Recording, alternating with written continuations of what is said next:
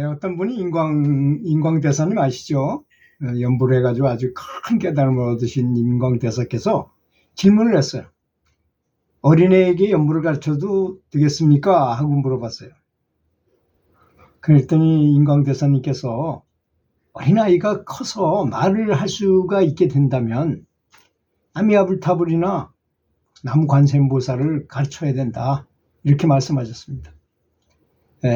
제가 육아서적을 쓰고 태어나서부터 초등학교 들어가기 전까지의 엄마가 어떻게 애를 가르쳤느냐를 보니까 그 애가 나중에 공부 잘하는 사람이 되고 평생 똑똑한 사람이 되더라는 거. 그래서 우리 속담에 있잖아요. 3살 버릇 8은 간다는 말. 그 말이 아주 딱 맞는 말이었습니다. 지금 아마 미래 사회에 좀 더 과학이 발달한 때가 되면 인성이 좋은 사람이 아마 최고의 대접을 받는 시대가 올 것이라고 저는 확신하고 있어요. 옛날에 공자님은 도덕 정치를 하려고 세상을 마차를 타고 돌아다녀 봐도 그걸 이룰 수가 없었잖아요. 근데 미래 사회는 그게 가능할 가능성이 높아요. 지금은 그런 척도가 없기 때문에 정치인들이 말로만 아주 뻔드럼하게 하고 행동은 언행일치를 못해. 그런 사람을 분별할 수가 없어요.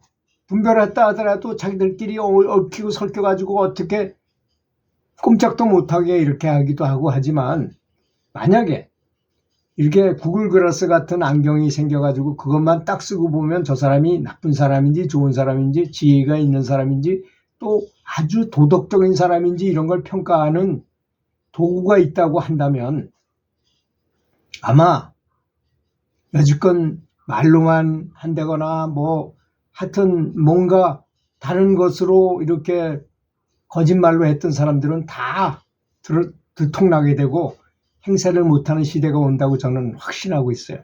그런데 만약에 어린 나이에 아이로 하여금 잘 가르쳐요. 이 나미아불타불을 부르거나 관세음보살을 부르면 어떤 현상이 일어나게 된다. 이런 걸 어릴 때부터 가르칩니다. 그러면 제가 조사한 여러 가지 책을 통해서 조사하고 제 책에도 기록한 내용인데요. 16.5배의 효과가 있어요. 어른이 돼서 공부하는 것보다. 우리가 이제 스님들한테 가서 점토 삼부공 강의를 듣고 연불에 대한 내용을 굉장히 많이 듣는다 하더라도 어릴 때 그렇게 가르친 것만 16.5배의 효과가 있어요. 예를 들어서 메시가 중3 때 돼가지고 축구를 시작해가지고 메시처럼 됐을까요? 그건 절대로 불가능합니다. 메시는 아주 어린 시절 5살, 6살 이때부터 아버지가 축구 감독 출신이에요. 계속 가르쳤어요. 기술을 그때 장착시켰어요. 이강인 선수도 마찬가지입니다. 손흥민 선수도 그 아버지 손흥정 씨가 어린 시절에 가르쳤어요. 다른 사람보다 더 많은 기초 기술을 아주 탄탄하게 가르쳤기 때문에 그런 기술을 발휘할 수 있게 되는 것이라는 것입니다.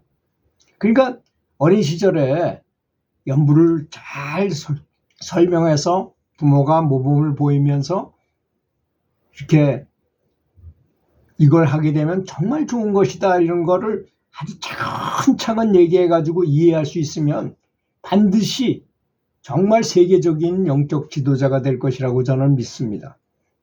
제 스승님께서는 이런 분이었어요. 어린 시절에 아주 똑똑하셨는데 집안에서 가장 똑똑하니까 할머니가 너무나 종교에 심취하셨던 분이었는데 경전을 보다가 눈이 어두워서 침침하니까 볼 수가 없으니까 읽을 수가 없으니까 가족 중에서 제일 똑똑한 애 하나를 좀 뽑아달라 그래가지고 우리 스승께서 뽑혀가지고 거기 가서 할머니 앞에서 경전을 읽어드렸어요. 그 나라는 이 종교에 이렇게 편견이 없는 나라예요. 불경도 보고 성경도 보고 마호메트경도 보고 도덕경도 보고 논어 맹자 이런 것도 보고 이런 나라였으니까. 그래서 할머니한테 책을 읽어주기 위해서 계속 가서 책을 읽다 보니까 이 어린 나이에 스승께서 완전히 거기에 심취해버린 거예요. 완전 심취했어요. 그래서 너무너무 재미있더라는 거예요. 각종 경정들이. 그래서 그런 분이 어떻게 됐겠어요, 나중에. 굉장히 공부를 잘하셔가지고 외국에 유학을 가셔서 뭐 유엔의 직원으로 있으면서 봉사활동도 많이 다니고 의사하고 결혼해가지고 결혼 생활해서 살면서도 그 구도 정신, 자기가 딱 개념이 잡힌 그걸 실현해 보기 위해서 결혼한 상태에서도 그냥 남편한테 허락을 받고 히말라야로 간 겁니다.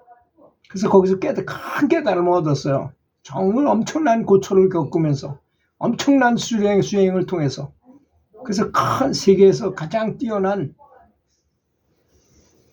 스승이 된 것입니다.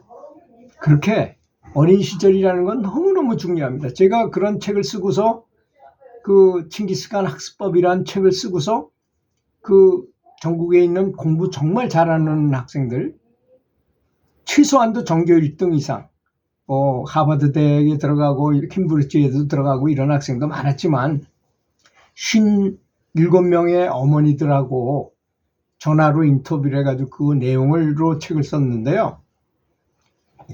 정말 아이를 인격적으로 존중하면서 아주 공부하는 것이 너무나 좋다, 이렇게 가르쳤어요. 아마 연불에 대해서 그렇게 가르쳤다면 대단한 인물이 태어날 수 있습니다. 연불하다가 이 지혜가 발달해가지고 지혜가 열렸다 하면 뭐 무불통제하잖아요. 모든 걸 모르는 게 없고 다 할 수 있잖아요. 그런 상태에 온다는 것이 어떤 경진들도 우리는 알지도 못하잖아요.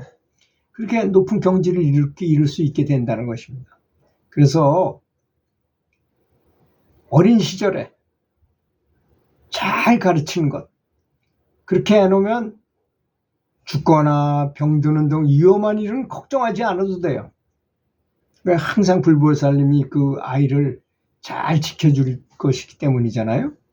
그리고 그게 아주 가장 선한 사람으로서 가장 선한 일이기 때문에 불보살을 찾는 것이, 그렇기 때문에 불행의 싹이 나기도 전에 소멸될 것이고, 복은 내가 굳이 복을 짓지 않으려 해도 이미 그것이 복을 받는 일이기 때문에 굉장히 많은 복이 쌓이게 된다는 것입니다.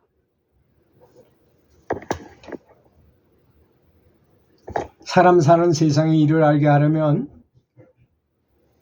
뭐 사람의 충성하는 것과 또 용서하는 것과 인자한 것과 그 다음에 살생을 금해야 하는 것과 또 방생하는 것,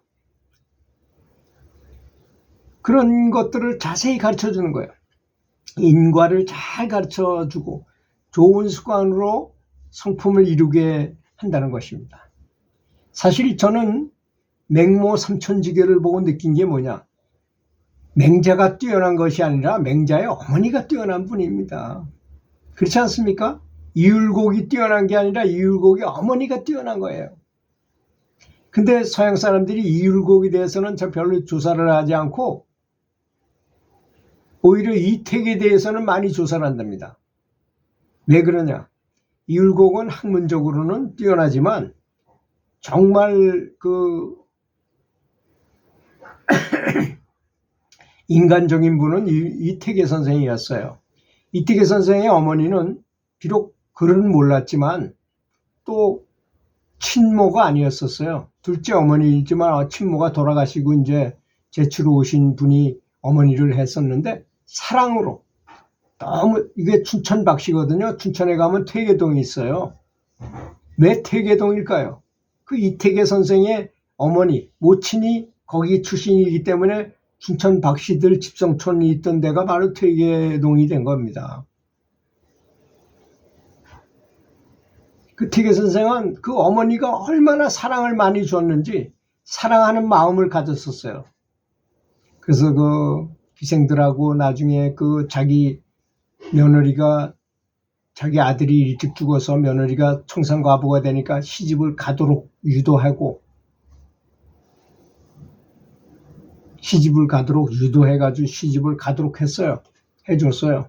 본인도 나이가 먹어서도 어떤 기생하고 사랑을 하고 뭐 이런 아주 러브 스토리도 많고, 또 학문적으로도 굉장한 그런 경지에 오르셨고 그 학문의 경지가 굉장히 높았던 분입니다. 도의 경지를 이룰 정도니까 경물치지를 할 정도라는 거니까. 경물치지라는 건 딱 보면 저건 왜 그런지를 근본적에서부터 전후 좌우까지 다 보는 걸 말하는 겁니다. 대단한 경지죠. 어릴 때 감히 잔혹하게 작은 벌레를 죽이지 않으면 커서도 잔악한 짓을 하지 않을 것이고 부모나 조상을 욕되게 하지 않을 것입니다. 어린이에게는 반드시 인과응보를 가르치고 정토법문의 이익을 아주 정성을 다해서 잘 가르치면 그 아이가 굉장히 훌륭한 사람이 될 것은 불을 보듯이 뻔한 일입니다. 그래서 제주 무주선원에 계시는 본현 스님도 어릴 적에 연불하는 공덕이 어른이 돼서 연불하는 것보다 훨씬 더 크다고 말씀하셨어요. 그게 사실인 것입니다.